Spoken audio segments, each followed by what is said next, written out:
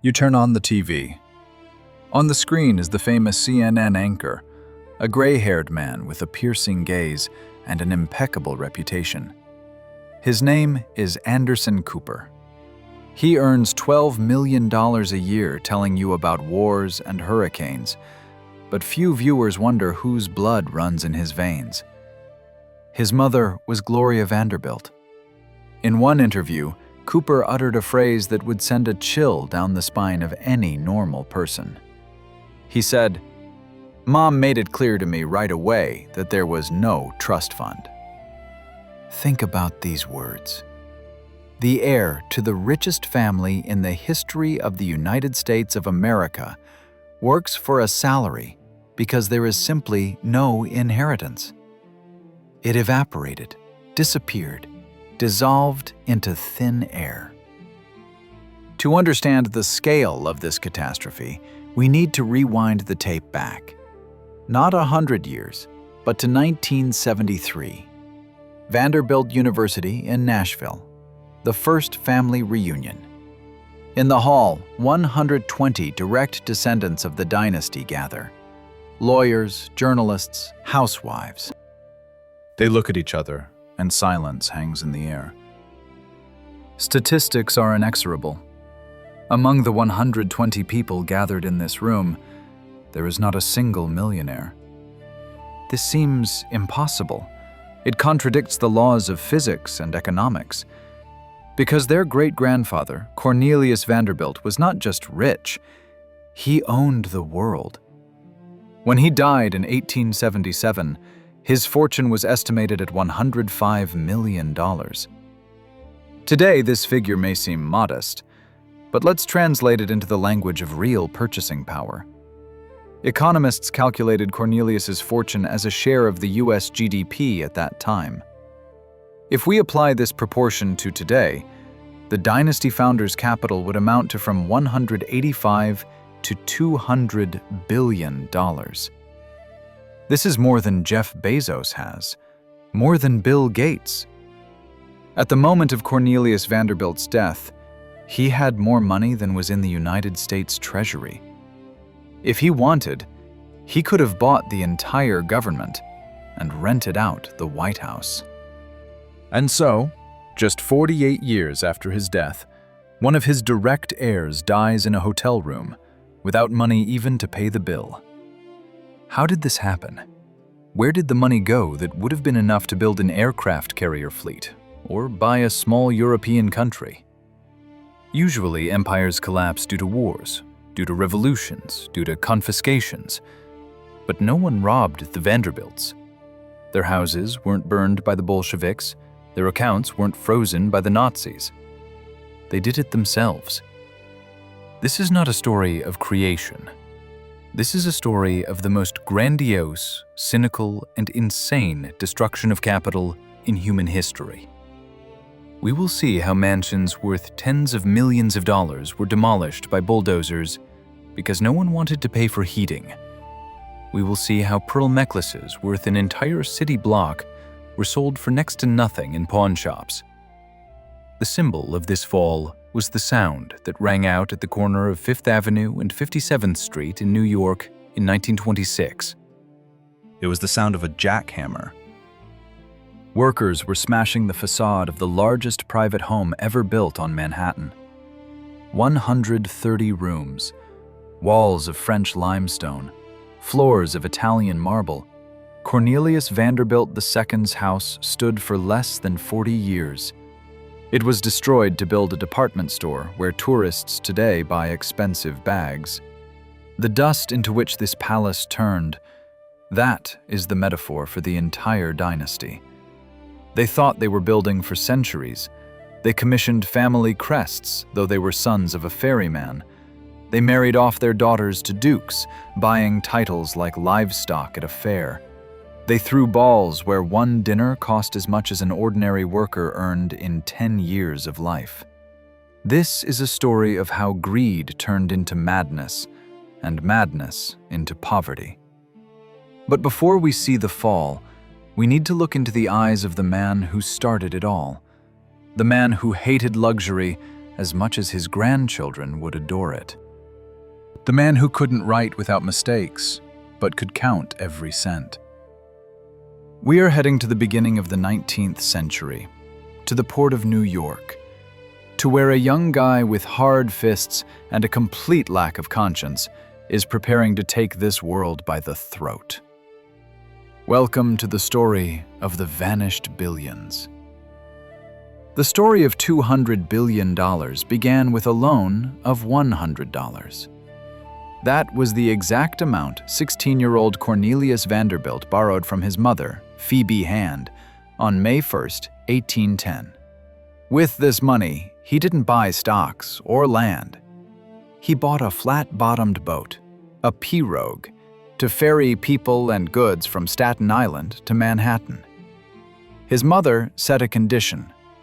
The boy had to plow and sow a rocky field of 8 acres before he got the money. Cornelius did it. He always paid the price that fate demanded, but in return, he took everything without remainder.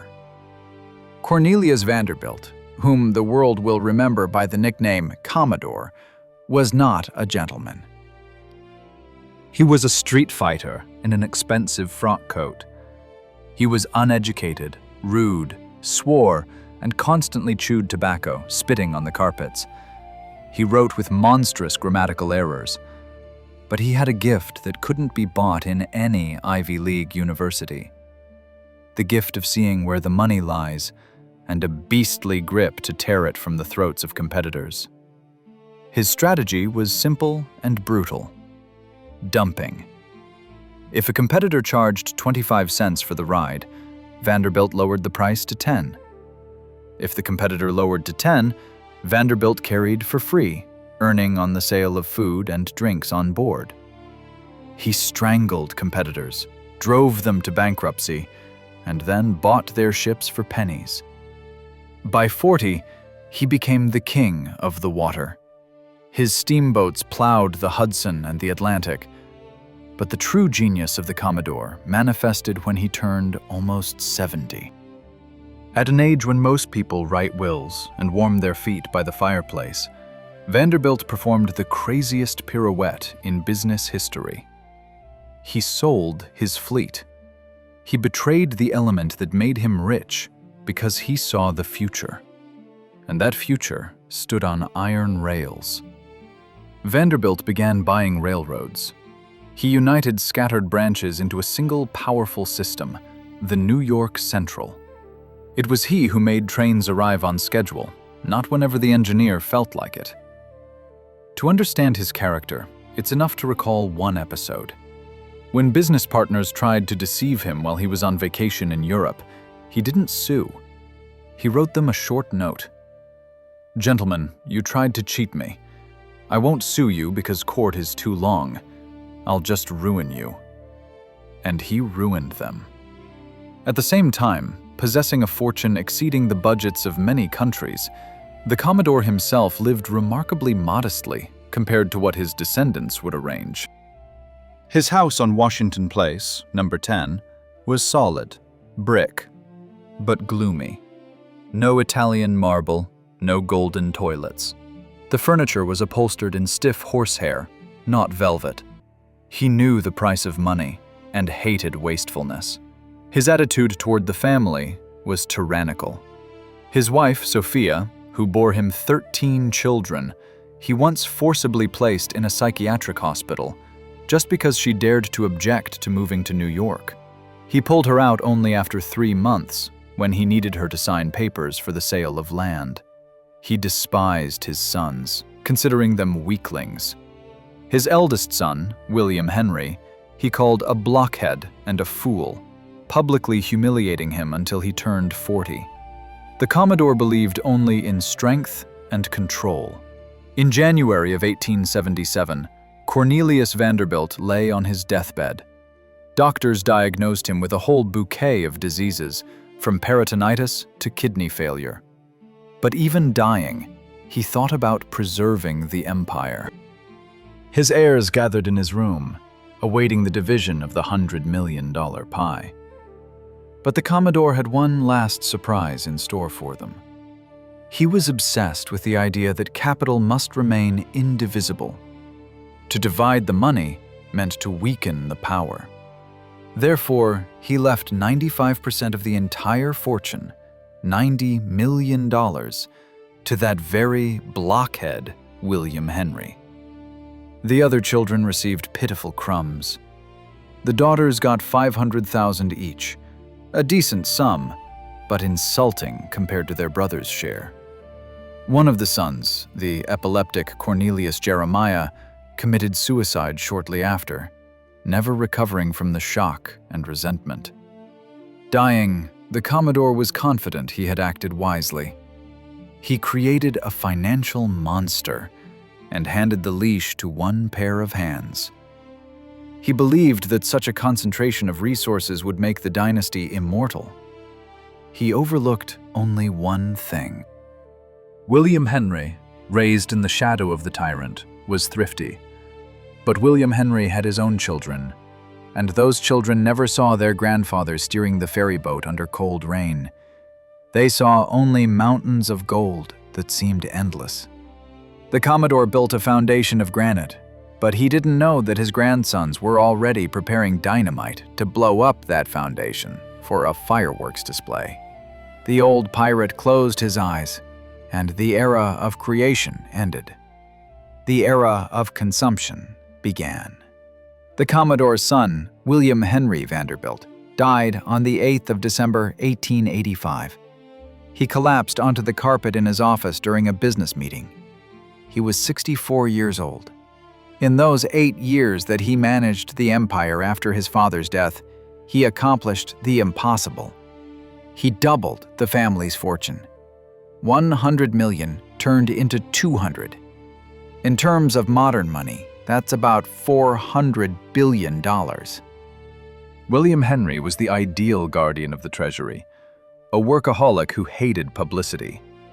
But as soon as his body cooled, the dam holding back the flow of money collapsed. Power passed to the third generation, the Commodore's grandsons.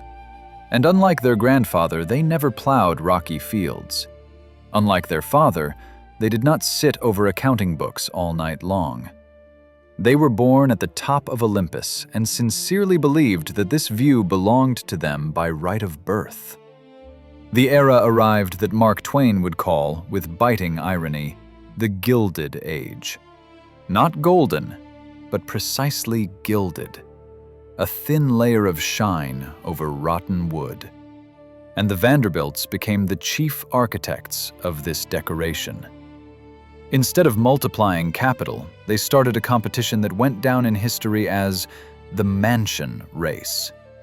It was a war of vanity, where the weapons were not cannons, but banquet halls and yachts. 2 grandsons, Cornelius Vanderbilt II and his brother William Kissam, divided the lion's share of the inheritance, over $60 million each, more than $1 billion today in hand. The first thing they did was start spending. The culmination of this madness was the evening of March 26, 1883. The ball, organized by William Kissam's wife, the ambitious Alva Vanderbilt. This was not just a party. This was a military operation to capture New York's attention. Preparation took several weeks. The cost of this one evening amounted to $250,000. So you understand the scale. At that time, a qualified worker could buy a good house for $2,000. The Vanderbilts spent on dancing the cost of 125 houses. In terms of 2024 rates, one night cost about $7 million. Just on flowers, $11,000 were spent, $300,000 today. The hall was turned into a tropical forest. Guests were greeted by footmen in powdered wigs and velvet liveries, costumes that in democratic America looked like a spit in the face of the Republic. They copied the Versailles court of Louis XIV, forgetting how the French monarch ended. But the most shocking was not the champagne bill, 2,000 bottles for the night, but the outfits. Alva's daughter-in-law, Alice Claypool Vanderbilt, appeared in a costume called Electric Light. This dress entered the textbooks of fashion history as a symbol of absolute excess. It was sewn from yellow satin and decorated with tinsel. But the main thing, in Alice's hand was a torch, inside which a real electric light bulb on batteries was hidden. In 1883, electricity was a high-tech wonder. Using it as a dress accessory is like coming to a party today with a nuclear reactor in your purse. This gesture screamed, "We conquered not only money, we conquered physics." The menu of that evening reads like a death sentence for the liver. Turtle soup from the rarest reptiles, canvasback ducks that were valued by the weight of gold, lobsters under complex sauces. Food ceased to be fuel. It became an art of demonstration. It was precisely in this period that the Vanderbilts began building their famous summer cottages in Newport. The word cottage here is a mockery. These were palaces. Each grandson had his own yacht. The yacht Alva, named after William's wife, was 87 meters long, the largest private yacht in the world at that time. It had a piano, a marble fireplace, and a crew of 50 sailors whose sole task was to ensure the owners always had fresh ice for cocktails. But behind this shine lurked emptiness. The Gilded Age was an era of monstrous inequality. While the Vanderbilts spent millions on costume balls, a couple of miles from their palaces, in the slums of the Lower East Side, children died of typhoid because their parents had no money for clean water. The Vanderbilts didn't notice it. They lived in a hermetic bubble. They created their own reality, where the only problem was the question, whose diamond is larger? This was the first generation that forgot the Commodore's commandment. Money is a tool of power, not a toy. They began to treat capital as an infinite resource. It seemed to them that $200 million couldn't be spent. They were wrong. Mathematics is a cruel science, and it had already begun the countdown. But before the numbers turned red, the Vanderbilts had one more war to win, the war for recognition. Because despite all their millions, the doors of New York's most elite homes were closed to them. Old money looked at them as vulgar upstarts, and the Vanderbilts decided to buy their ticket into high society, even if it meant sacrificing their own children. In late 19th century New York, there were two governments. One sat in Washington and passed laws. The second sat in the parlors of Fifth Avenue and decided who had the right to exist. And the second government was far more ruthless. It was headed by one woman, Caroline Schermerhorn Astor. In the press, she was simply called Mrs. Astor. She needed no name or clarifications. If you said Mrs. Astor, everyone knew who you meant. This woman, clad in black velvet and diamonds, was the sole dictator of high society. Her power rested on a list called the 400. Exactly that many people fit in her ballroom. If your name wasn't on this list, you were nobody. You could possess millions, but to Mrs. Astor, you remained invisible. And the Vanderbilts were not on this list. To the old aristocracy, descendants of the first Dutch settlers, the Vanderbilts were vulgar upstarts. Knickerbockers, that's what the representatives of the old families called themselves, remembered that the Commodore was an uneducated boatman who blew his nose into the curtains. Their money smelled of sweat and machine oil, while in Mrs. Astor's world, money was supposed to smell of old dust and rent. For years, the Vanderbilts tried to break into this closed club, but every time they ran into a wall of icy silence. They weren't invited to dinners. They weren't bowed to at the opera. They were ignored with a politeness that hurts more than a slap. Then Alva Vanderbilt took matters into her own hands. The wife of the Commodore's grandson understood. If the door is locked, you need to buy a battering ram and smash it along with the hinges. That battering ram became architecture. Alva decided to build a house that would make old money look poor. She hired architect Richard Morris Hunt and ordered him to build a castle in the French Renaissance style at 660 Fifth Avenue. This was a challenge. At that time, wealthy New Yorkers lived in uniform brown townhouses, brownstones. Alva built a palace of white limestone that shone in the sun like a precious stone.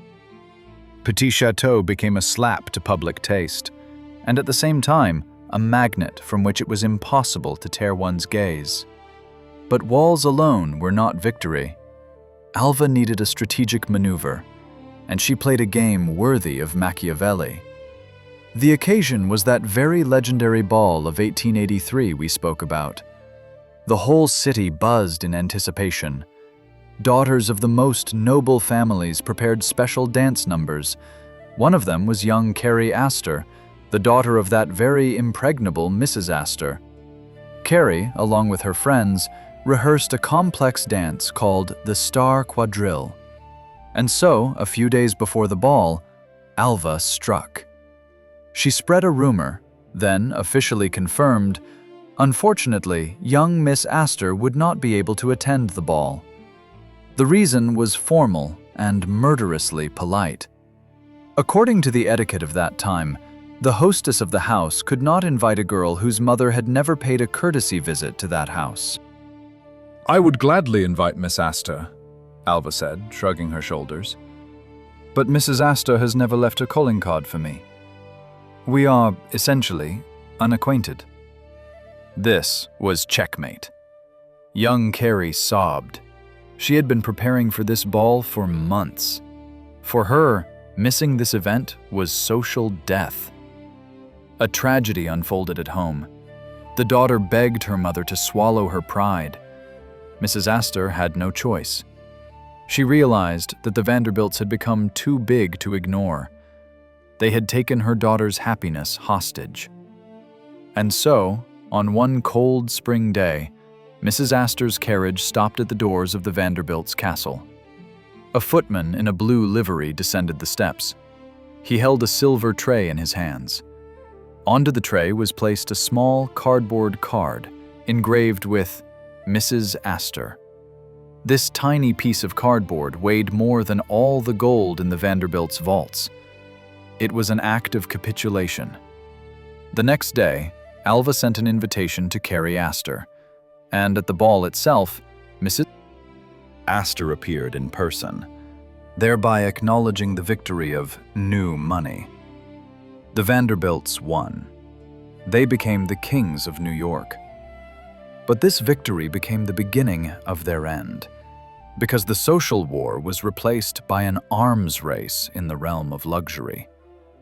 Having received the Astors' approval, the Vanderbilts decided that now everything was permitted to them. They began building houses not for living, but for displaying status. They fell into the trap that they themselves had created.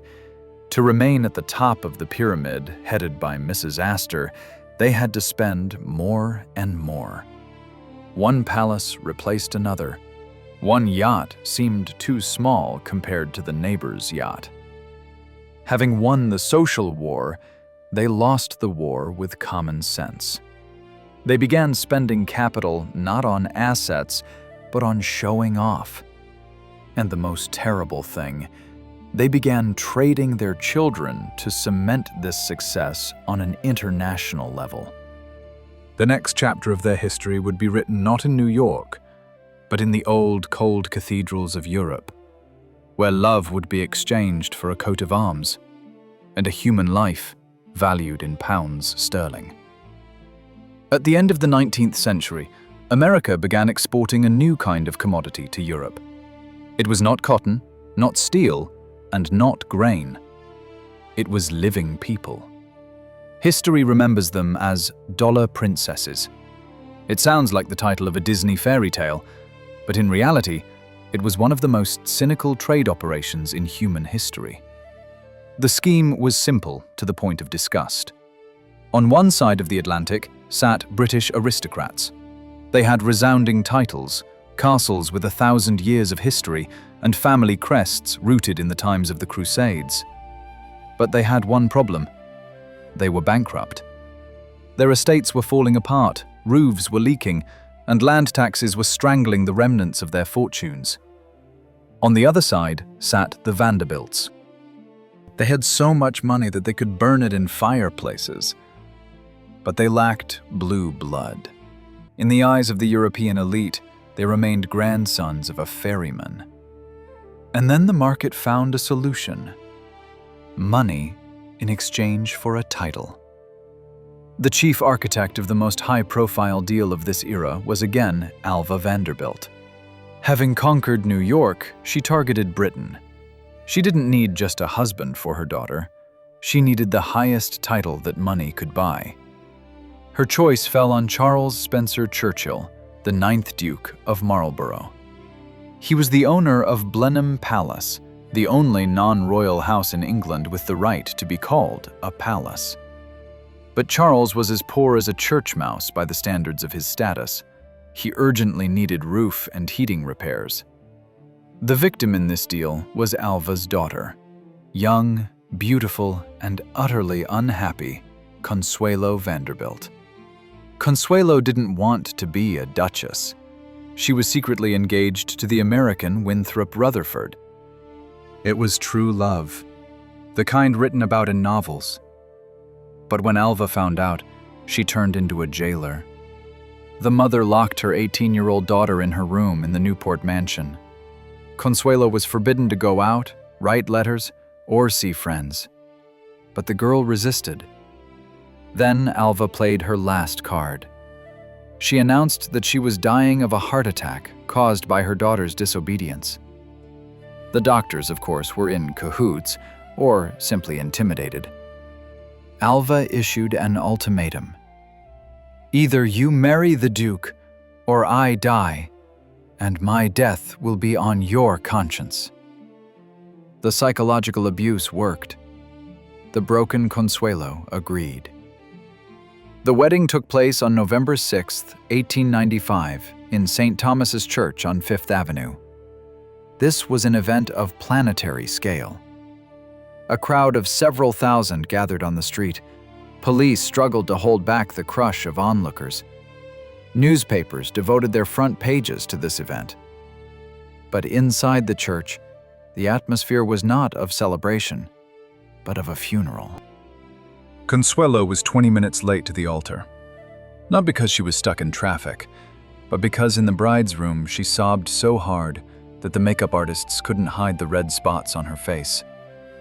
She had to apply a thick layer of powder and lower her veil so that no one would see her swollen eyes. As she walked to the altar, she did not look at the groom. She looked into the void. And what about the Duke? He got what he came for.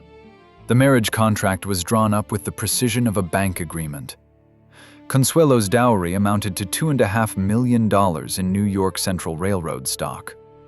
In terms of modern money, that's about $80 or $90 million, plus an annual allowance of $100,000 for life. In fact, the Vanderbilts bought the Duke of Marlborough. Charles didn't even hide it. Later, he admitted that he married only to save Blenheim Palace.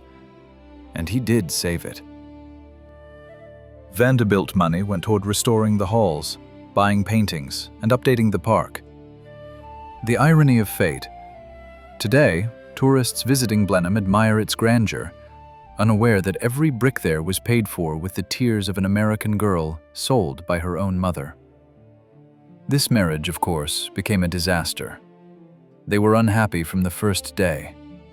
Consuelo bore the Duke 2 sons, the heir and the spare, as they cynically joked at court.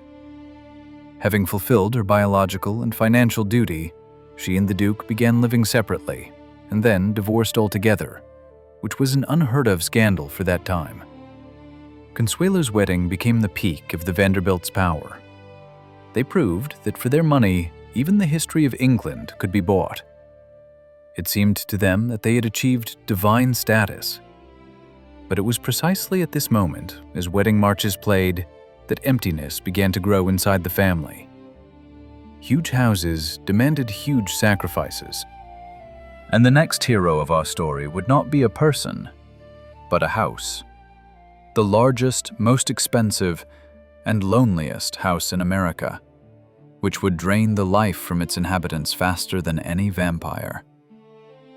We are heading to the Biltmore estate. While Alva was storming New York and Consuelo was crying in a British palace, another grandson of the Commodore, George Washington Vanderbilt II, decided to build something that would forever change the notion of home.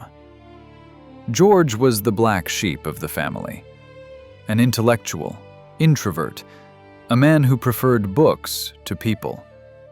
He felt cramped in noisy New York. He wanted seclusion. And for his seclusion, he chose the Blue Ridge Mountains in North Carolina. What he built there defies logical comprehension. The Biltmore Estate. This is not just the largest private home in American history. It is a monument to human ego cast in limestone.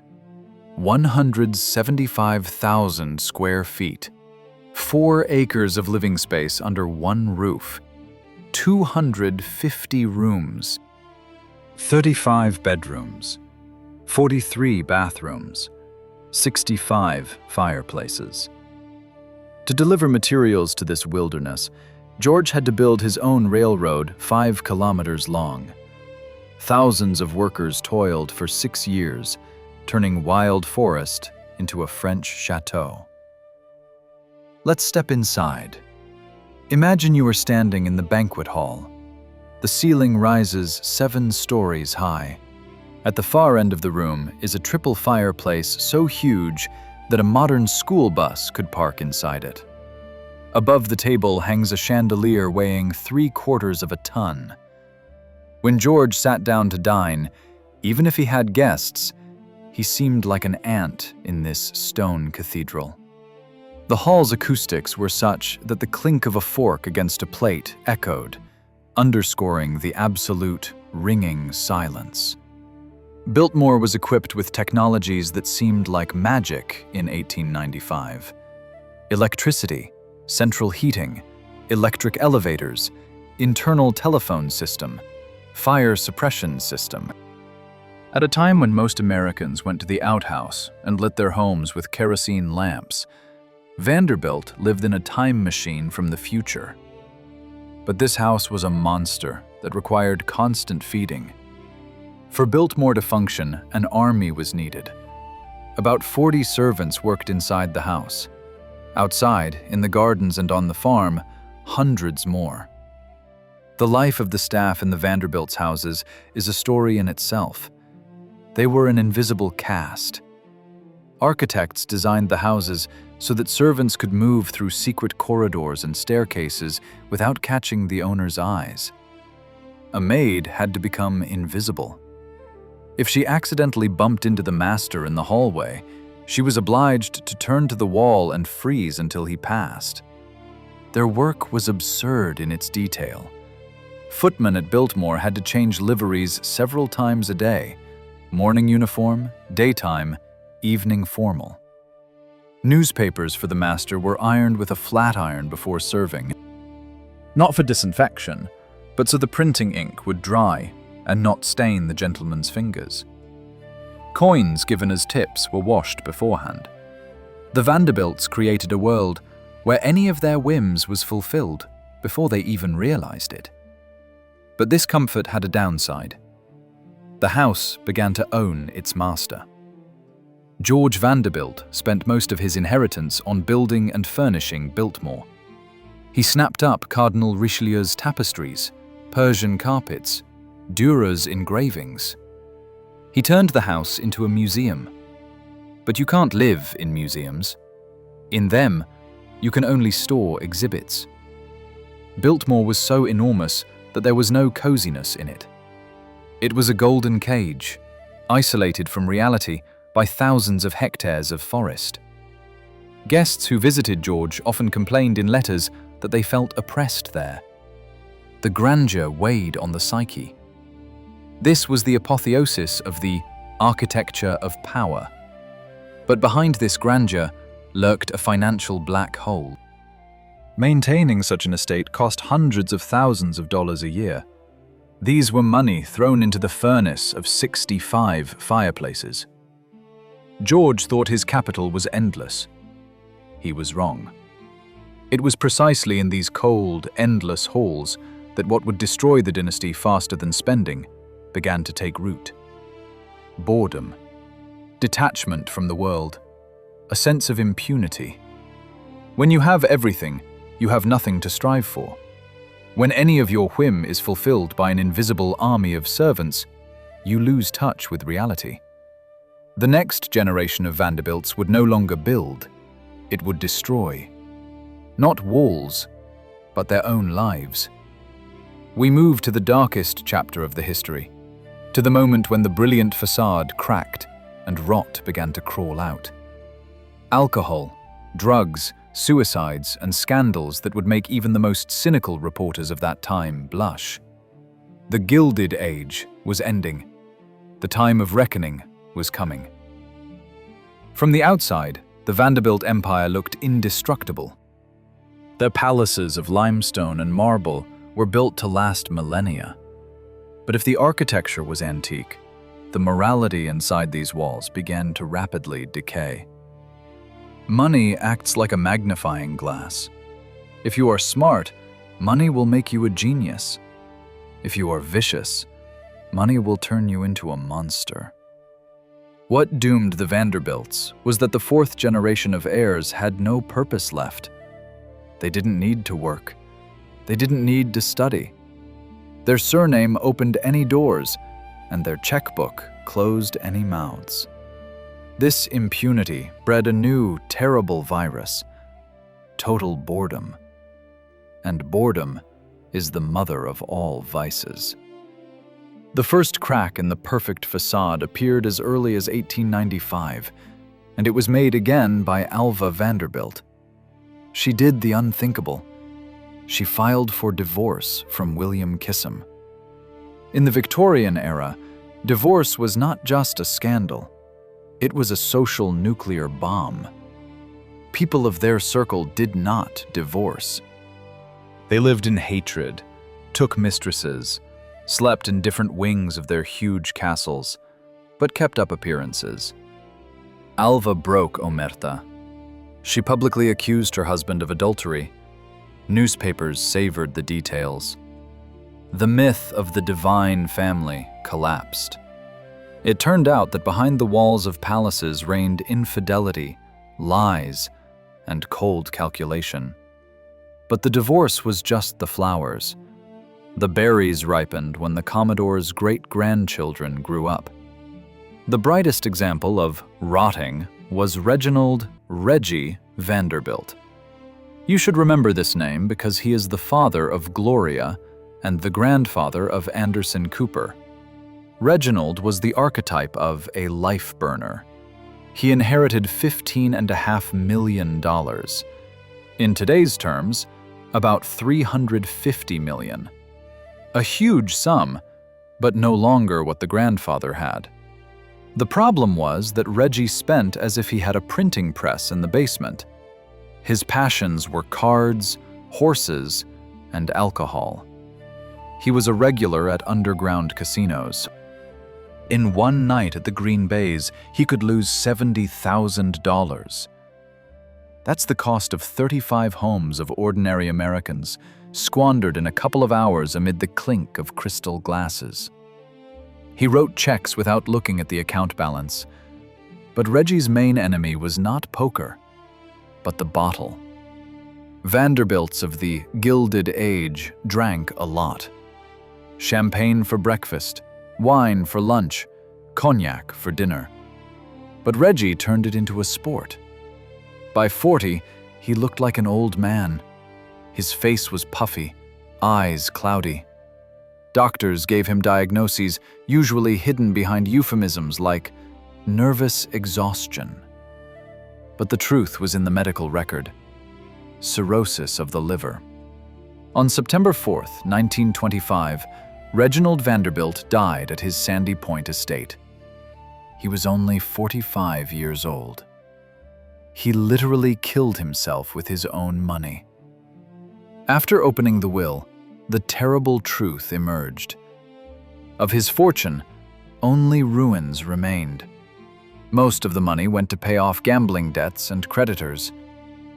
His young widow and little daughter Gloria were left with a trust fund that was a pitiful shadow of former glory. Reggie's story was not an exception. It was an epidemic. The brother of Cornelius II committed suicide in a hotel, finding no meaning in life. Other heirs got involved in endless lawsuits against each other, contesting wills. The family turned into a school of piranhas, devouring themselves. Lawyers grew rich. The fortune melted away.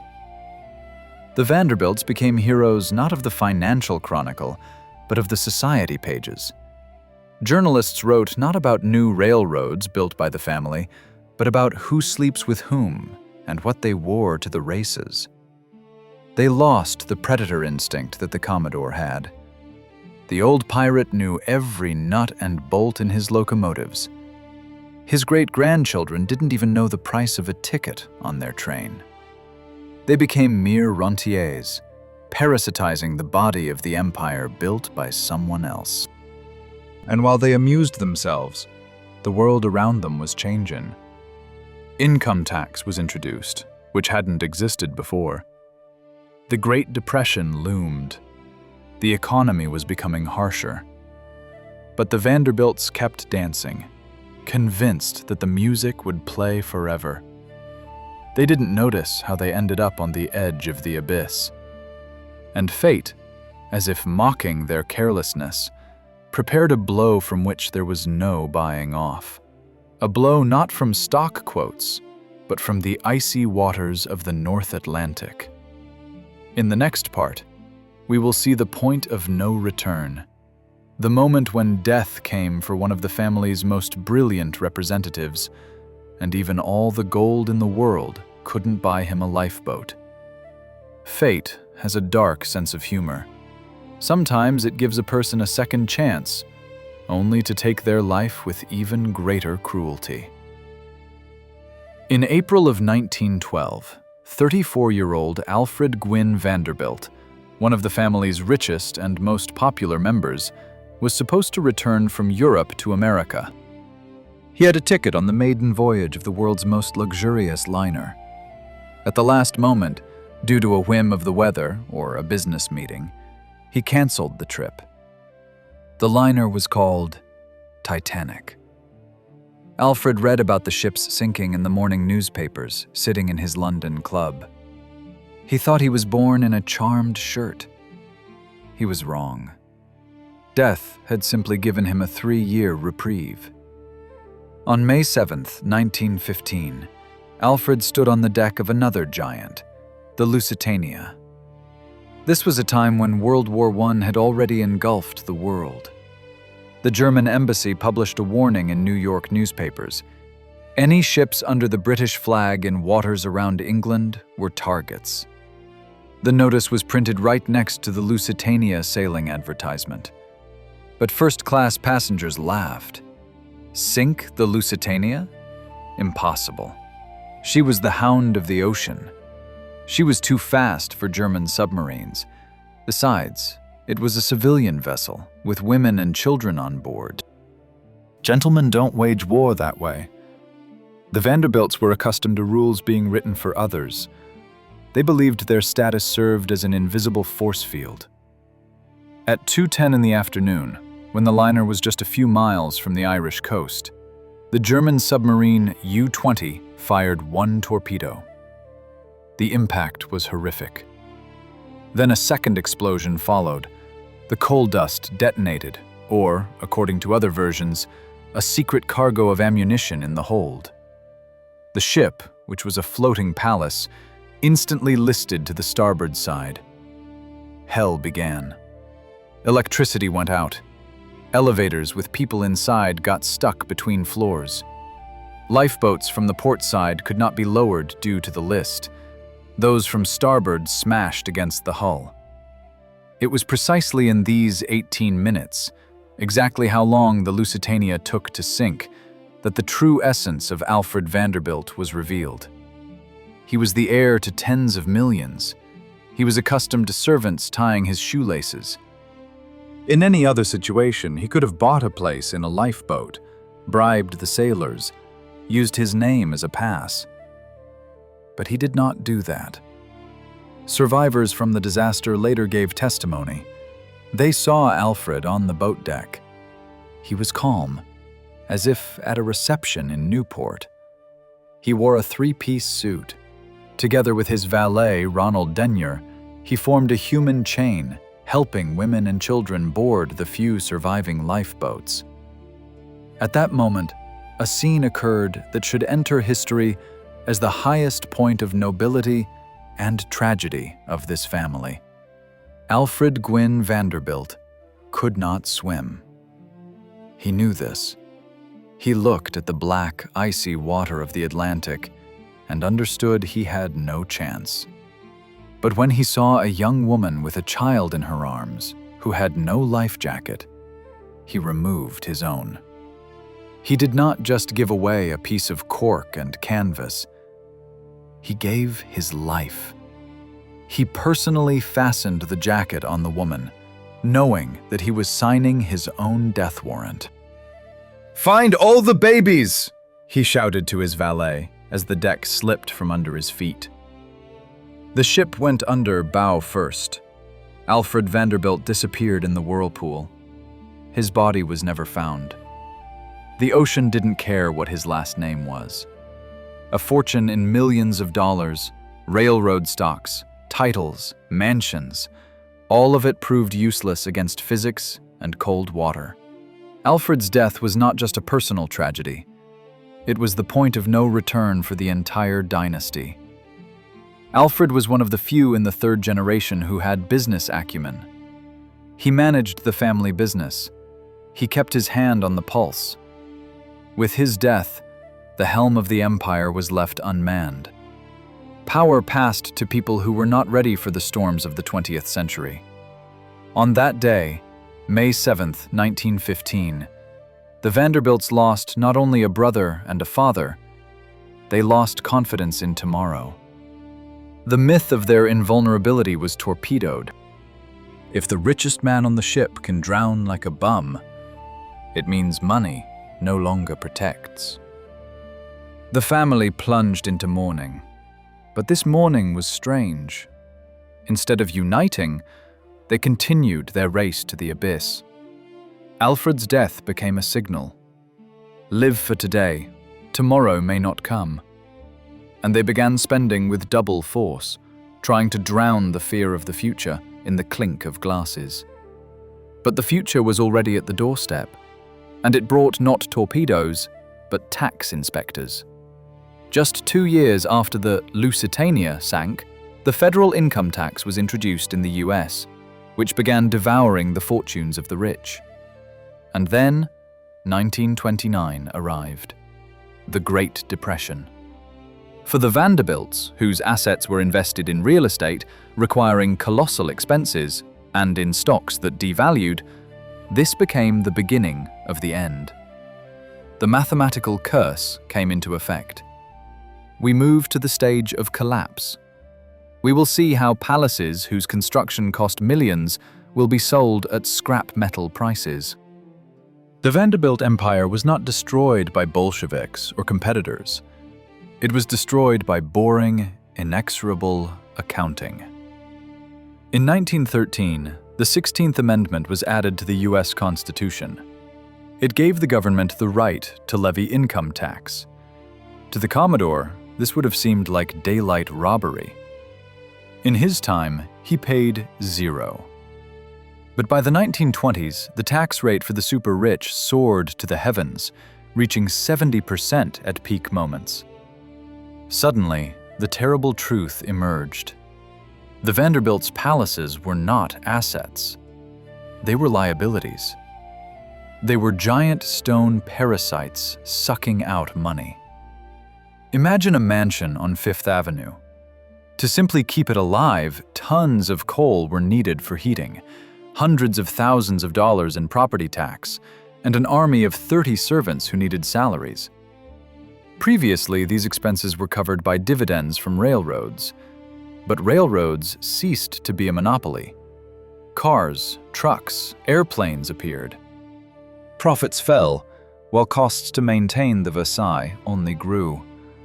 The Vanderbilts became hostages of their own luxury. The first to fall was the main citadel, Cornelius Vanderbilt II's mansion on Fifth Avenue, number 1. That very house with 130 rooms. Cornelius's widow, Alice, the very one in the electric light costume, lived there alone. Imagine this picture: a tiny elderly woman in an empty house designed for 1,000 guests. Around her, silence and dust. In 1926, she sold this house for $7 million. Sounds like a lot? No. This was the price of the land.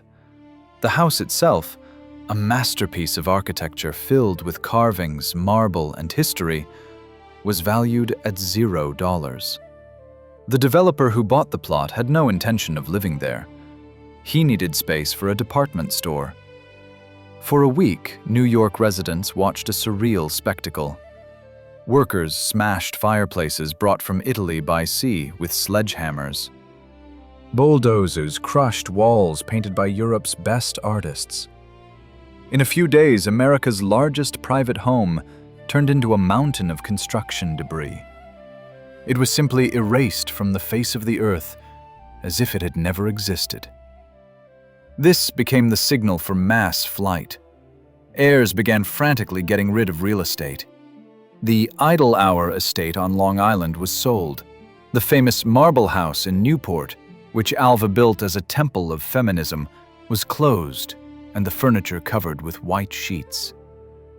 But the real blow came not from income taxes, but from inheritance tax. Every time another Vanderbilt died, the state took half of their fortune. To pay this tax, heirs had to sell assets. But to whom to sell a 200-room palace during the Great Depression? There were no buyers. The antiques market was flooded with Vanderbilt treasures. Auctions followed one after another. 15th-century tapestries sold for the price of hallway rugs. Pearl necklaces worth hundreds of thousands sold for next to nothing. Because in the 1930s, people needed bread, not pearls. The Vanderbilts faced a humiliating reality. Their things were worth more than they themselves were. In the mid-20th century, the final act of the drama occurred. Suffolk County announced it was seizing William K. Vanderbilt II's Eagle's Nest estate for unpaid taxes. Other houses were transferred to colleges or turned into museums simply because the heirs could not pay the electricity bills. The famous Biltmore, that very house of George's in the mountains, survived only because the descendants decided to open it to tourists. In 1930, they first let the public inside to earn money for maintaining the roof. Aristocrats turned into ticket sellers.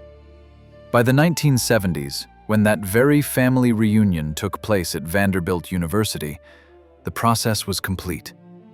Billions vanished. Lands were sold off. Railroads went bankrupt and were nationalized or absorbed. Descendants of those who once considered themselves America's royal family moved into ordinary apartments. They started going to work. They started riding the subway. They dissolved into the crowd. The great sale ended. Lots sold, the hall empty. But the Vanderbilt story is not just a story of losing money. It is a lesson that legacy is not measured in square meters of marble. Because, despite the loss of billions, the Vanderbilt name remained. But not at all where they expected to see it. We began this story with Anderson Cooper sitting in the news studio. Now, knowing the path his family took, from the Commodore's rough ferryboat to the golden cage of Biltmore and Reginald's alcoholic haze, his words about the curse of inheritance sound completely different. This is not the coquetry of a rich man. This is the hard-earned truth of a survivor. Anderson Cooper and his mother, Gloria Vanderbilt, became those who broke the vicious circle. Gloria, that very girl whose trust fund was depleted by her alcoholic father and greedy mother, did not mourn the lost palaces. She did what her ancestors had forgotten how to do. She started working.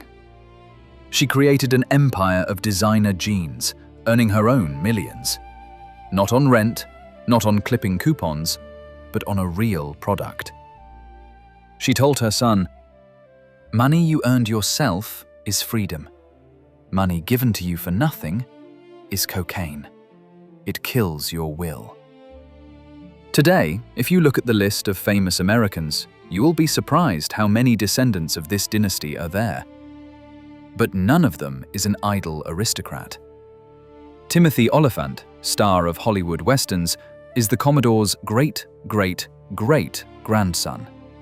He plays sheriffs and bandits, earning a living with his face and talent, not a family crest. The paradox of the Vanderbilt history is that everything they built for themselves collapsed or was sold, and that little they built for people lives and thrives. Walk through downtown Manhattan today.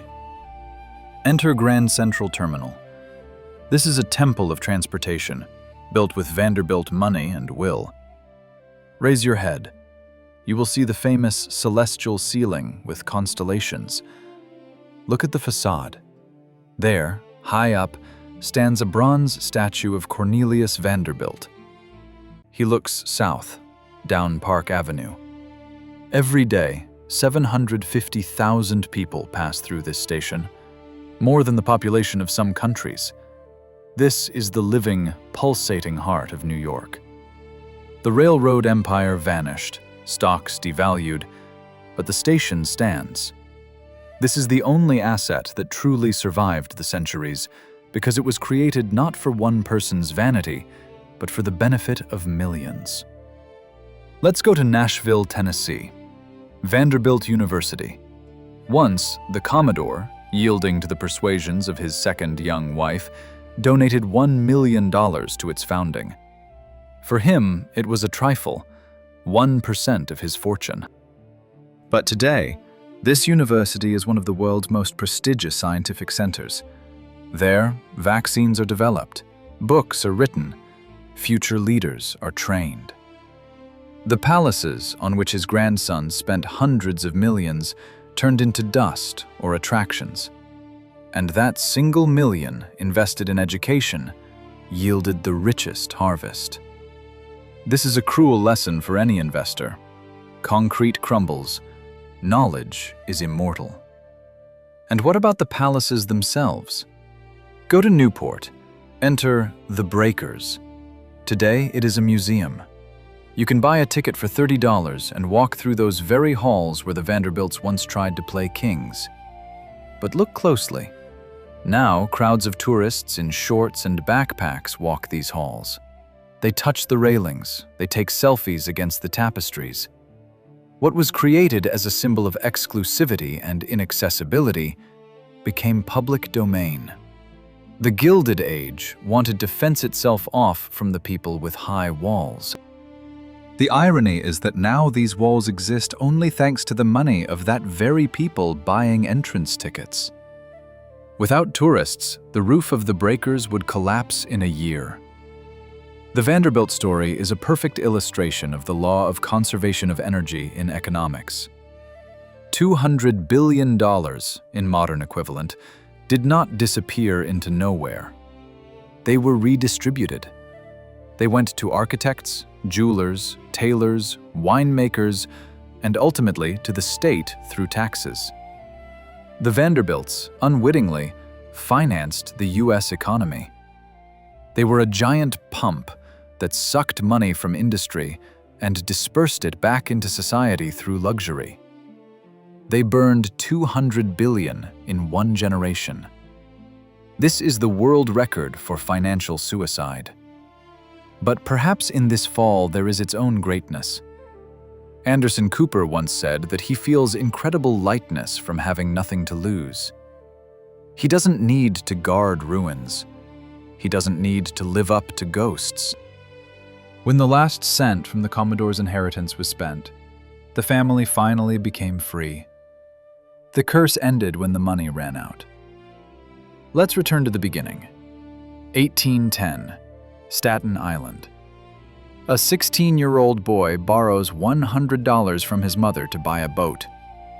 He has nothing except anger, ambition, and calloused hands. He looks at New York Harbor and sees gold there. He will spend his life to amass the biggest mountain of money in the world. He will think that he is building a pyramid that will stand forever. But he did not know that he was building it on the sand of human weaknesses. 150 years will pass, and in the place of his main palace, a department store will stand, where they sell other people's dreams. And his great-great-great-grandson will look into the camera and report news of other people's wars, earning his bread with his own voice. The circle closed. $100 turned into 200 billion, and then back to zero. The story of the Vanderbilt dynasty teaches us one simple but frightening truth. Wealth is not a number in an account. Wealth is what remains when the money runs out. The Vanderbilts were left only with names on the pediments of buildings they no longer own. And perhaps, looking at their fate, we should not envy their rise, but breathe a sigh of relief looking at their fall. Because the price they paid for their gilded age turned out to be too high even for the richest people in history.